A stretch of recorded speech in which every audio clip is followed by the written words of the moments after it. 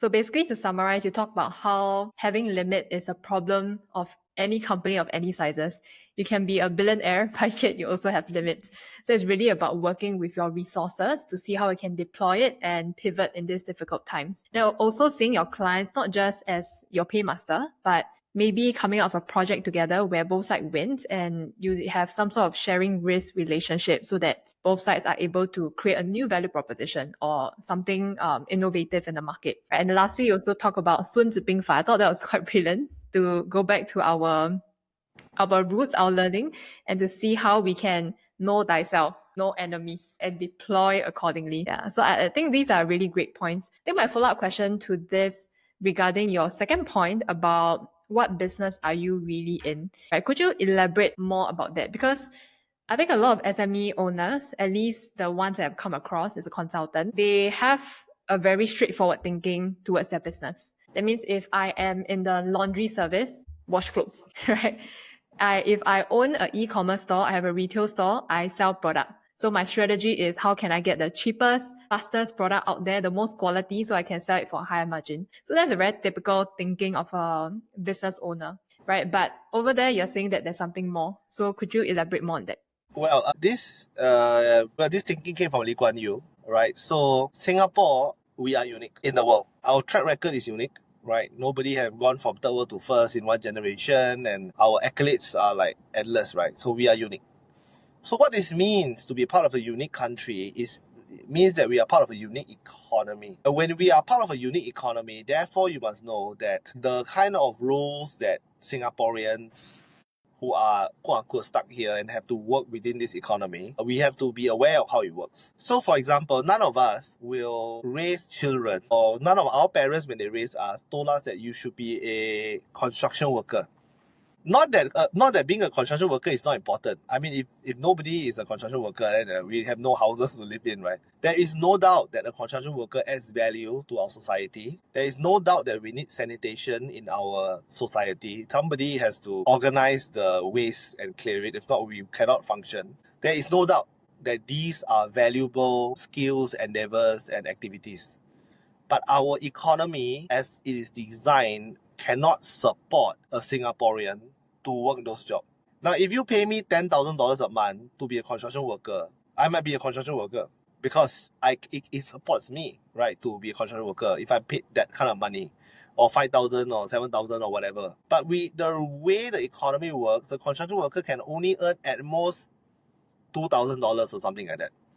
And the only people that can survive on that kind of economic mechanisms are our migrant workers, our guest workers, because they have a lower cost of living back home. They have a employment contract here. They are covered by our legal for medical, and they can leverage on the currency exchange, and they can make not only a decent living, but a very good living for some of them. So you have to understand that firstly, nobody wants to be a construction worker, not because it is not important. The economy doesn't support it. That's the first point. So now if you take that mindset and you transfer it to a Singaporean entrepreneur or Singaporean SME, are there some businesses that the economy simply cannot support? So what kind of economy we cannot support?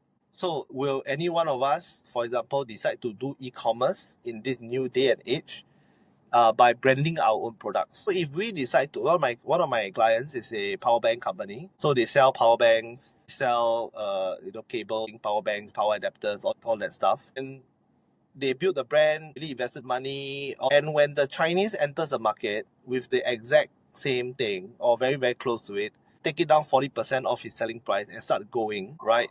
They're going to make a lot of money. I mean, his market just evaporated, isn't it? Now, obviously, do you think my Singaporean clients own a factory that produces unique power banks? No, he don't. He buys it from China, some factory with his proprietary design and technology. But it already been obsoleted by the time the Chinese step in, right?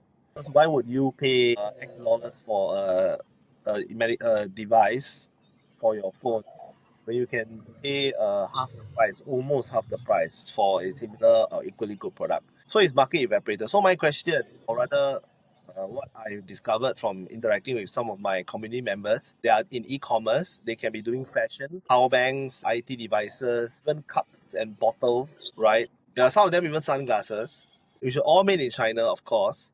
they built a brand, they had developed a following, and their focus was just selling more of these products. It's when the Chinese enters the market, right, with their amazing production efficiency and cost, or more than competitive cost, their market evaporated, and they basically lost their brand, essentially. Like their brand, there's no amount of marketing or value add you can create for products like that in that tier that can justify that kind of premium. Or it wasn't a premium then, now it's considered a premium because of an alternative. So what business are we really in? The companies that are in e-commerce should know what business they're in per se.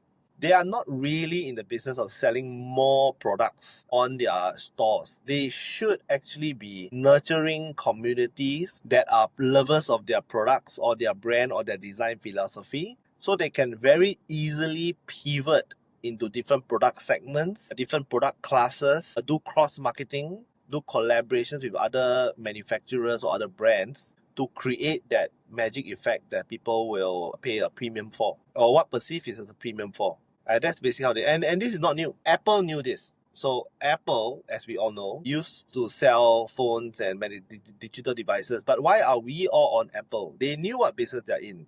They are in the software business. They are in the cloud storage business. They know what they were doing. So even though when they could not compete per se on how much better their camera on their camera phone can be versus the Chinese competitors who can definitely design now these days better technology phones, but yet they still have a lot of value from their software standpoint and the database that they have of their users. So you got to know at what business you're in. And for e-com business, I would say they are not really in the e-com business. They must really shift their mindset and think that they are actually in the fan-based building business. That sounds like something that is kind of synonymous with what I see in the retail side of things, right? Because what really are we in the business of if we are in the retail segment and just pushing the products itself? Especially now with the new change of things, the product alone isn't going to be the thing. It's not going to be something that you can stand out, especially with the Chinese influx. Now we mentioned the Chinese influx because of the trade war and the tariffs and stuff like that. But it's not only the Chinese influx, right? I mean, we're talking about China because they're the center of the discussion these days. But it is about what does it mean to design a business here in Singapore. What is a Singapore SME here to do? Right? Are they really here to take something from somebody else and add some color to it and sell it for premium? Is it really what we should be doing as a SME? Or should we be known for something that is uniquely Singapore? So I give you an example for AI. If you want to build an AI business, you want to build AI software offering, that's great. But what is uniquely Singapore when it comes to AI? I would say our governance. I would say our track record of integrity and honesty. That if this is a Singapore-governed AI company, it's a little bit more trustworthy than if it was a non-Singapore AI company. So that's our unique selling point, right? So we should actually be selling that. Should we be selling some authentication services, some certification services, where we have a process to qualify and certify and ensure that the offerings are of good quality, right? Should we be selling certifications instead, rather than selling the education per se? Right, so you have to really think about it. Different for different sectors, different for different markets, of course. But think a little bit deeper on what value you want to create and how do you want to store that value. Yeah, I think those are really good points to think about what is the Singapore brand business or what businesses are we meant to form. Obviously, it seems like we can't beat e-commerce for sure. We don't have the means to produce the cheapest, the fastest, or we don't have the technology even. Then what do you think is Singapore's competitive edge apart from governance in AI? well, we have many. I mean, because we're Asians, sometimes we don't like to talk about what makes us good or special or better than other people because we always thought to be humble and to not blow our horn. Let's just... So my question to you is, how will you brand, because you're a brand strategist, right? How will you brand our national businesses? Okay, so I'll start with an example, like I always do. Let's look at education. There are many students from many countries coming to Singapore to get their education and get certified at any number of institutions here in Singapore. and then they take the education certificate and use it to apply for immigration or anything like that, so they can go to another country and get a job and so on and so forth. Now, would you say that the actual education they go through, the actual lecturers and classes of all these institutions are the absolute very best in the world? That in the, any at one point of time, I wouldn't dare say so. Okay.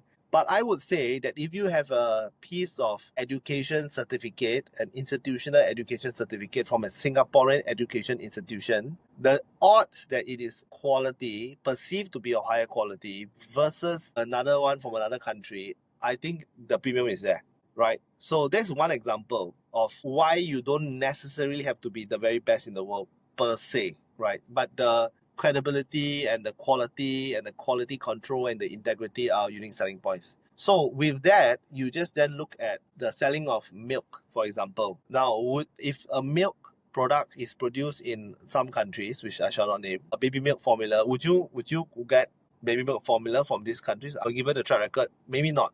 But if you are selling baby milk formulas in Singapore and we put our Singapore endorsement on it, does it create a perceived value of trust? The answer is yes. And Singapore has already been doing it. It's called the pharmaceutical industry. Singapore already has a very strong pharmaceutical industry. We produce so much drugs and high quality drugs all around for the world in Singapore. Why? Because we have better and more quality stringent controls, more stringent quality controls. So this is the macro level conversation. So let's bring it down to the Singapore SME owner. If we want to create things, should we focus on our curation ability? That means you join my email list, or you are part of member of my program, or part of member of my business. You will regularly be given opportunities to purchase products or services that are curated by us, and they're willing to be a member of that community where you get to charge some membership rates or something like that. And then you will make your revenue money there, and you make an arbitrage of the product being sold on your platform, vis-a-vis if they were to buy it like straight off from the unknown internet or from the dark web. So you have to have a great understanding of your own database, the quality, what kind of people are in the database, what do they like, what do they want, and stuff like that. So focus on curation, because that's what we are valued for. Focus on authentication, right, which is what we are valued for.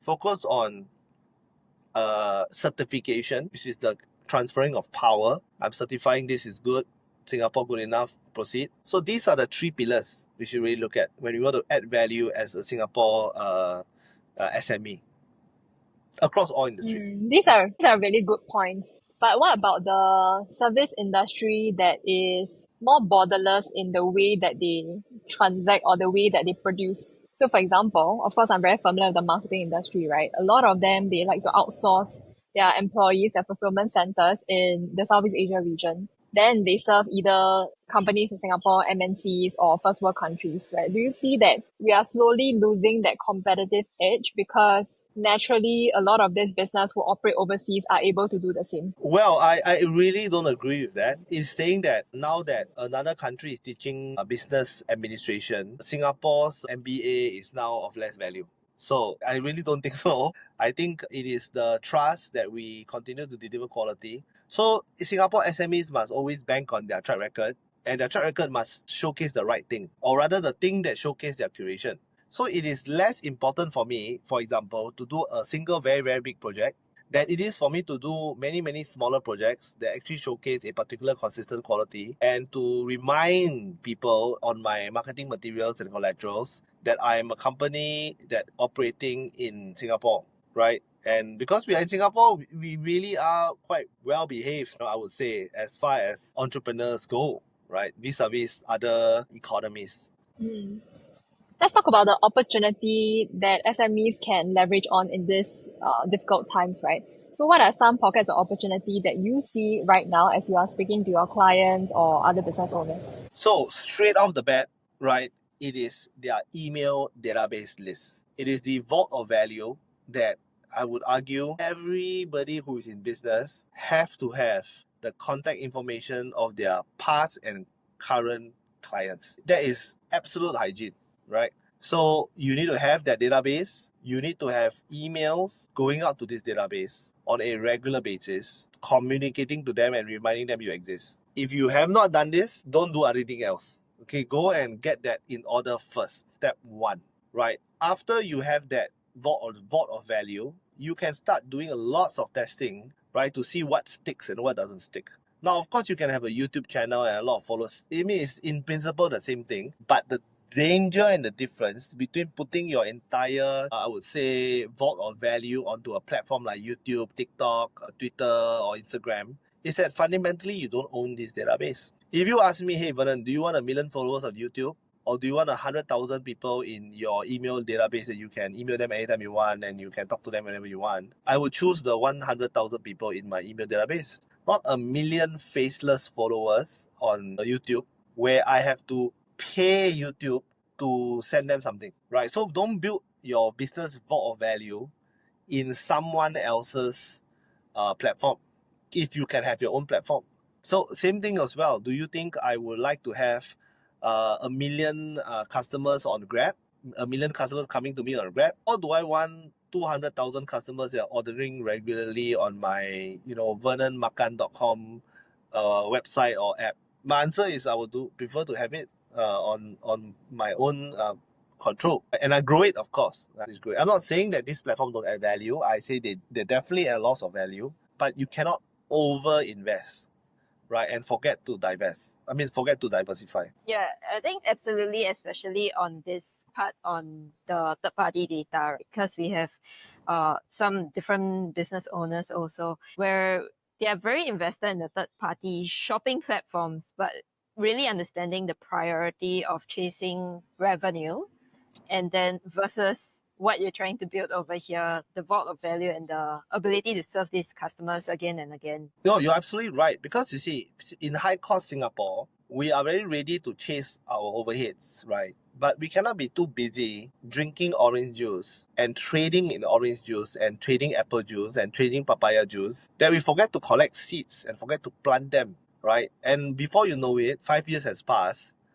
I mean, you're not thirsty. You have lots of orange juice, but you have no plantation. You have no orange tree. And that would be a real shame. And then when suddenly somebody decides to stop sending orange juice to this part of the world, you suddenly say that, oh, I'm finished. Whose fault is it really? Is it their fault really? No. So for this point, I want to talk about franchising, which is I've encountered some of my clients as well.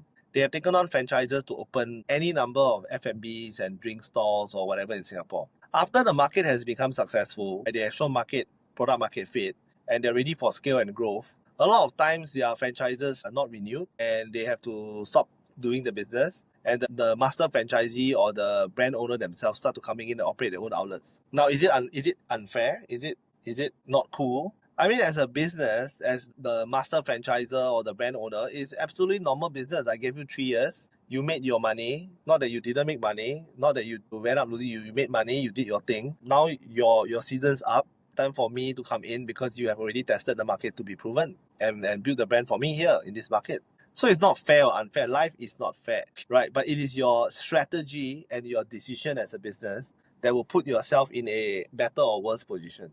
I think in summary, what we are really looking at is what is the inherent value that you're collecting at the end of the day. Because if you're just transacting and you don't hold any inherent value, whether it's the email data list, whether it's a subscriber list, whether it's a community of business owners or a community of your people, then there's not really much of an inherent value except that you're a trader. Yeah, you're What absolutely other right, Tammy. forms of, yeah. No, Tammy, you're absolutely right. So I recommend to my community members, my clients, I always suggest to them to invest. If you ask a business owner to reinvest in the business, the answer is yes. But the question is you must reinvest in the right parts as well. If people say, oh yeah, of course I reinvest in my business, Vernon, I get more products, I R&D even more products, I'm going to add more SKU into my e-commerce shop here, and I can sell to the world. I said yes, that is good. Right? But have you reinvested in an email nurturing sequence? Have you reinvested in a community events that you run regularly?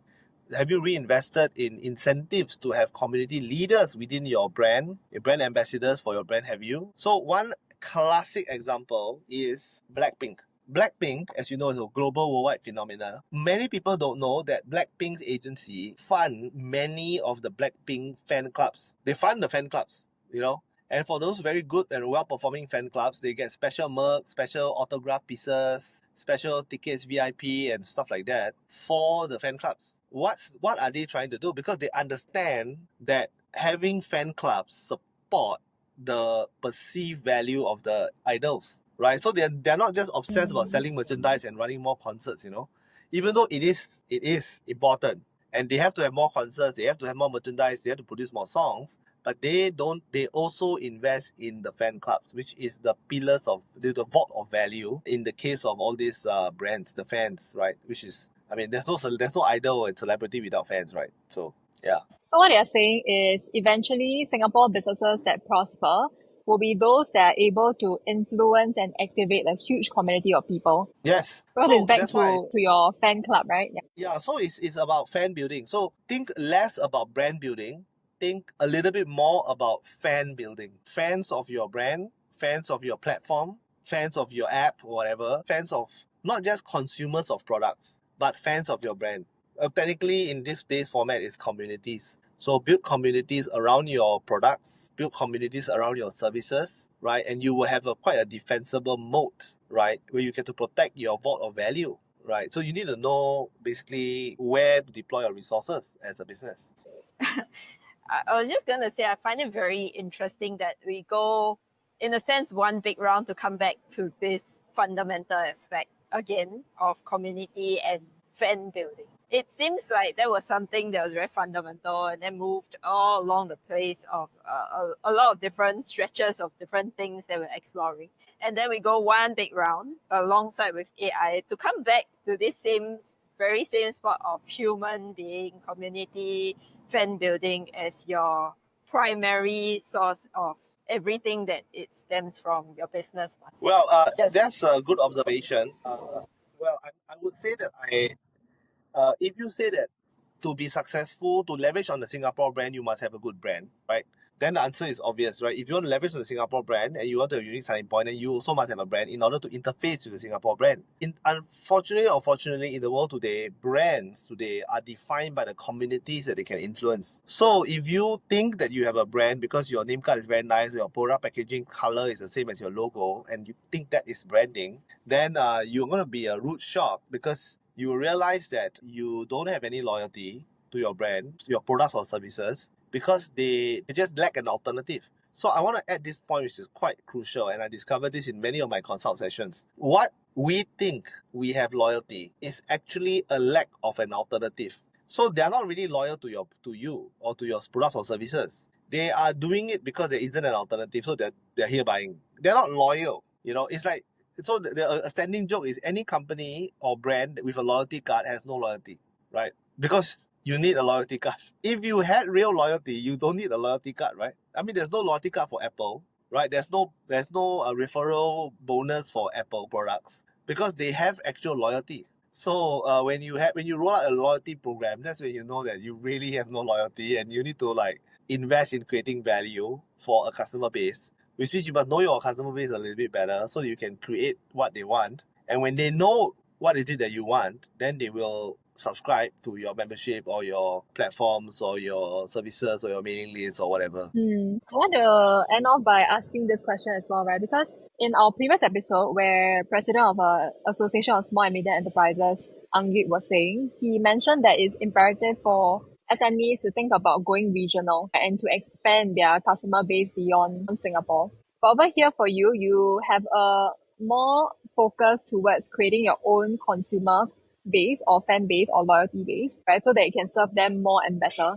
So is there a difference in the focus? What's your perspective on this? Yeah, so I choose to think of all of these consumers, so to speak. I don't really think of them as consumers. I think of them as beneficiaries, right? How do they benefit from your products or services? Now, if you say the Singapore market is small, I would argue that it will get even smaller because of the crowding inwards of more foreign brands coming in. What I am conscious about is that we should design our businesses to become profitable by creating value as opposed to seeking out markets simply because the markets have a lower cost structure. Right, so businesses that are following a fixed business model When you wanted to move the same business model to another country, you want to increase your profitability by driving down your costs, then your business model fundamentally isn't changing. I mean, you just move your whole thing over there, run the same business model, drive your costs down, and then your percentage in profitability increases, which is great, right? So again, no problem. Go ahead, do that.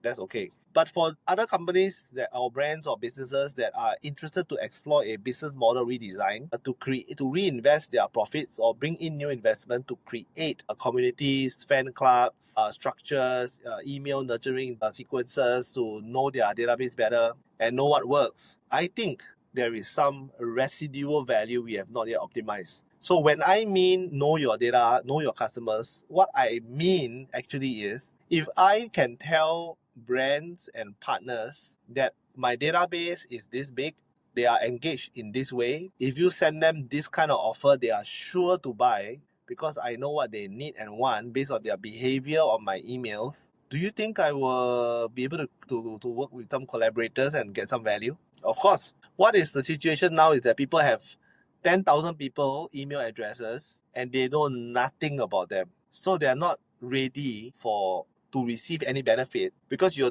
don't know what to give them because you don't know them well enough. And just to be clear, That's great. you don't really have to be B2C. If I have a database of 300 corporate HR people and I regularly email them about HR policy, MOM laws, I add value to them regularly, they are nurtured regularly, they know about my products and offering and services. Then I start talking to them about wellness programs, wellness talks. I know what wellness talks people click on, what wellness talk they don't click on. They are looking for sleep, they're looking for weight loss, they're looking for veganism, whatever. And I know it well. For me to go out there and collaborate with a food delivery company or collaborate with some F&B manufacturers, upstream or downstream, very easy. But we don't know. We don't even know we should know, right? So we should know. That's what I'm trying to say. So just the last point about going overseas. Expanding your market, you can do it physically, geographically, in this case physically and geographically, or you can do it by segmentation. By creating a new product offering, you still expand your market, right? I mean, look at the example of the Apple Watch, right? The Apple Watch had no market.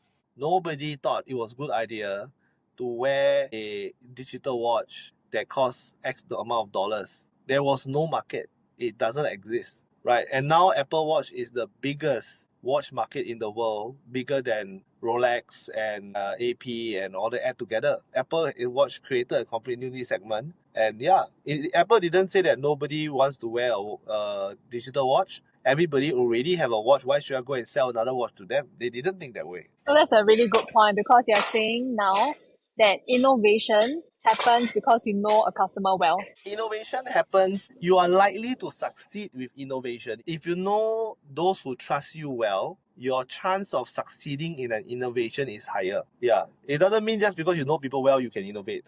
Yeah, but first tier is people trust you. You know the people who trust you well, you are likely to be able to innovate and create some value in offering a business. And then you expand your market with the same group of people, but their purchasing increases because now they got more things to purchase from you, to exchange value with you. They have more, right? But previously they can only buy a shampoo from you. Now you realize that people love the smell of your shampoo. They should sell candles in that smell, that scent. Then you decided that the candle need a candle holder, and stuff like that. And then you can start expanding your market that way with the same group of people instead of just deciding to shift to somewhere where the cost of candle manufacturing is 1 cent or something like that. Fantastic. Awesome. Thank you so much for all the sharing. It's been a pleasure having you here. And before we end, we just wanted to ask if we have any business owners out there who are looking to join your community, how should they do it? Yeah, we are a community of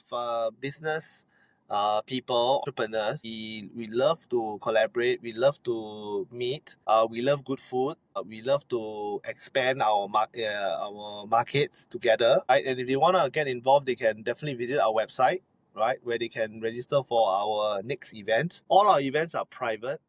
We don't post pictures because business owners appreciate privacy. All our events, you have to be in the know for you to know that it exists. In fact, this is one of the first few times we actually talk about it in a more public forum. But yeah, heading the website is good. Definitely be a part of my mailing list, right? So that you can receive updates about what we are up to, and you can participate in whatever of our many programs or the various events that we have. And then we hope you meet somebody that makes a significant difference to your business at one of our events. We are only one handshake away from a breakthrough.